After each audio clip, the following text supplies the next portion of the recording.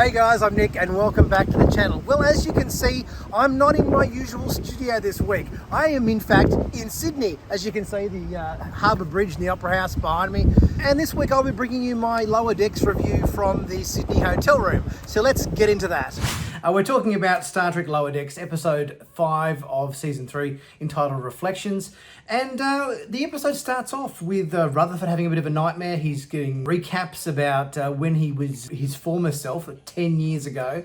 And obviously his memories have been changed a bit in this episode. Kind of reminds me a little bit of Total Recall, the way Arnold Schwarzenegger's character in that used to have another personality, and the personality was changed through the recall system, and a new personality was implanted and everything, and then there was that to and fro going on between, I guess, his former personality and his current personality. So there was definitely some shades of Total Recall going on here with Rutherford in this episode. We see Boimler and Mariner take over the Starfleet recruitment booth. Now there's heaps of Easter eggs in this recruitment booth scene with Boimler and Mariner. Obviously we've got them next door to, we've got the conspiracy theorists booth. We've got the independent archaeologists booth. We've got the Collectors Guild booth. Heaps of little Easter eggs here with these guys in this episode. We see on the conspiracy theorists booth the little aliens that were in that season 1 Next Generation episode, Conspiracy, where they invaded Starfleet officers at high-ranking levels. And had implants in the back of their head and everything. There was a very graphic scene where Riker and Picard exploded the queen of these ones at the end of the episode. Probably one of the more graphic episodes of Next Generation. We've got the little cutout window with Spock and Kirk with the little cutouts for the faces, where you can put your faces through and get your photo taken. That's very much in the style of the animated series, I've noticed.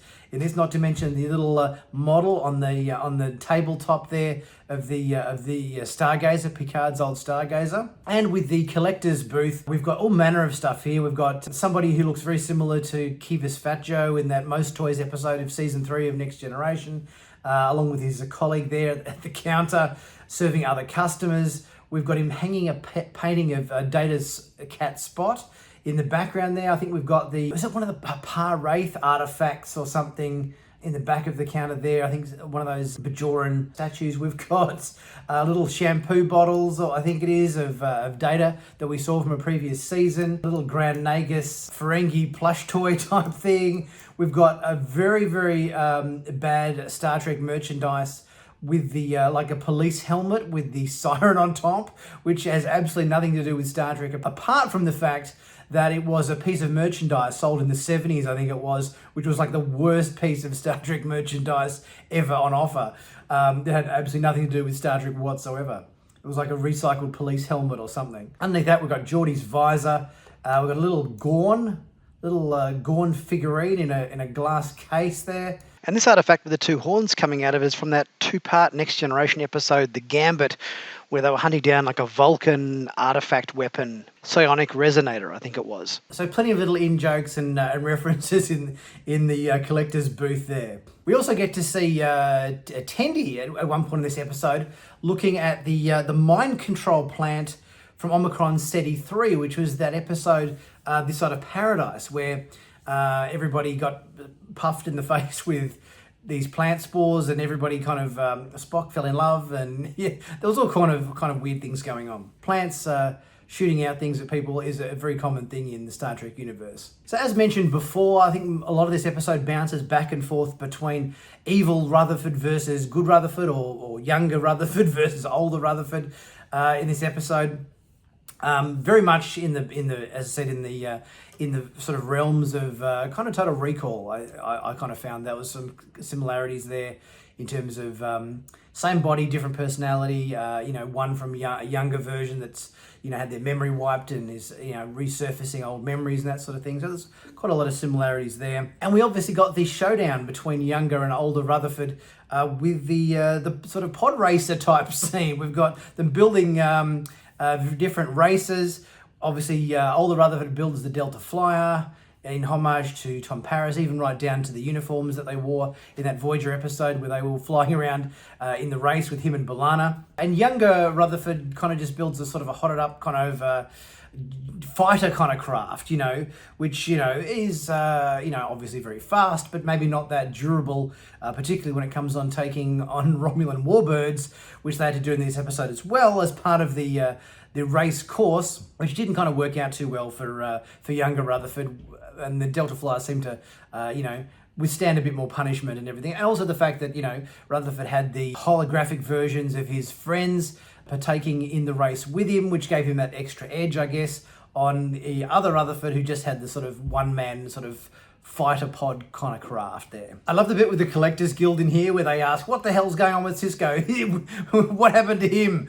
And and Mariner has to kind of correct him and say, oh, well, he's working hard in the Celestial Temple and everything. That was kind of a cool DS9 reference. And another mention of the conspiracy bugs as well in this episode at this point. And I thought it was quite funny how the scientists are all ripping on the Starfleet officers about the uniforms and how they think they're really cool when they're really not, and how they change every 5 minutes to different designs. And Boimler's trying to kind of justify the constant uniform changes in Starfleet. So there was a lot of really kind of fun stuff going on with the whole recruitment booths at this convention that they're at. And as we bounce back and forth between the Mariner Boimler recruitment booth and Rutherford fighting with himself in the sort of simulation of the Devron Racers race or whatever, like we saw in Voyager, we got a little bit more insight in terms of the fact that Rutherford did have this implant installed against his will, and they changed his memories to make him believe that it was an elective procedure.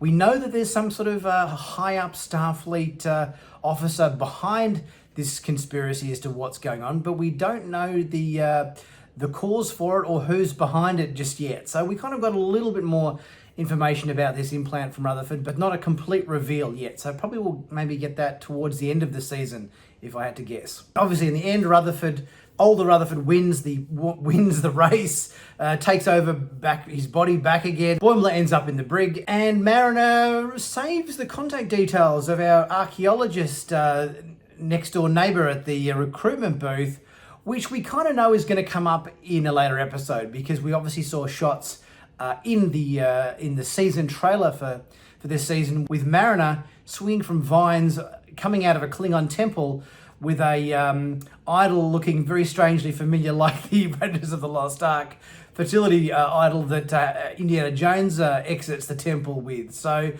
we kind of get a sense that, yeah, Mariner's definitely going to be using those contact details of our friend Petra, the archaeologist, before the season is out. All in all, I thought this was a really good episode. I loved the all the jokes and in references and stuff as part of the recruitment booth. I thought the stuff with old Rutherford versus young Rutherford in that kind of Total Recall-esque storyline was interesting. We had a bit of action with the race, the Delta Flyer and the other racer there, and getting shot at by the Romulan warbird. So we had a bit of action, bit of excitement, bit of comedy.